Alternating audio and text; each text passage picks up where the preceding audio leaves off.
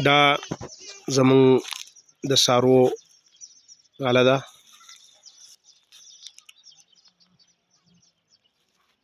دا زمونږه کلی وطن او ګل وطن.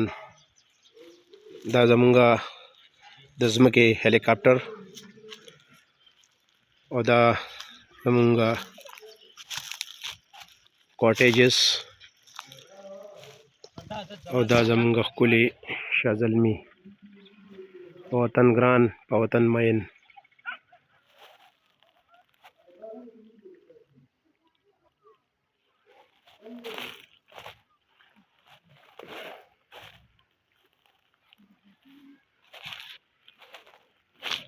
دا زمونږه لارې او کوڅې